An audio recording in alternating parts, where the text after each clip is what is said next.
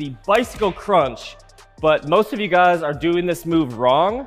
And when done properly, it is one of the best core activators on the planet. I think it was actually rated one of the best or top 3 best abdominal exercises with some activation study.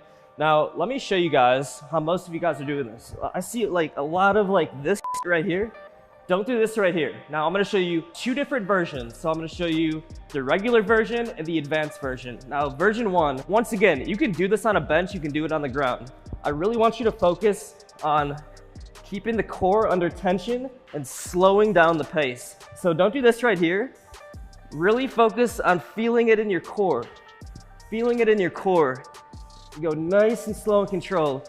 I'll show you guys a little throwback from Manhattan Beach when I filmed the Science of Abs workouts like 5 years ago of me doing this move right here. So really focus on keeping that core engaged, slow and controlled. The advanced version, all we're gonna do here is we're gonna focus on one side at a time, really focusing on contracting.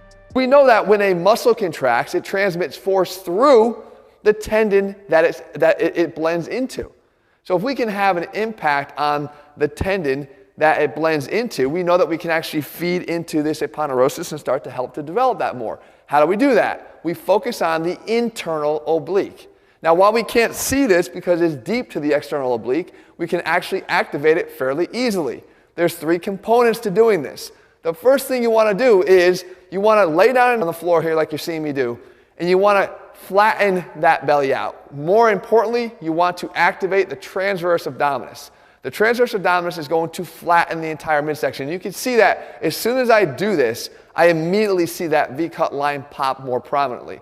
Why? Because the transverse abdominis has its own tendinous sheath that actually blends with the internal obliques tendinous sheath to attach right into this area that we're trying to impact. We know that if we can flatten the stomach by pulling the belly button down. So you can see me here. Again, to activate the transverse, I'm here and I draw in. And you can see once I draw in, this becomes more prominent. Again, out and relaxed, draw down and in. And it becomes more prominent here. Okay? So the first part is that. The second part is getting just basic abdominal activation. We could do that with a posterior pelvic tilt. Right? So if I'm on the ground here again, you can see me now on my back that I get that transverse abdominis activation and I pull up with the posterior pelvic tilt, getting the trunk to curl, getting more abdominal contraction. Now here comes the most important part. Rotation in the same direction of the side that you're trying to get to contract.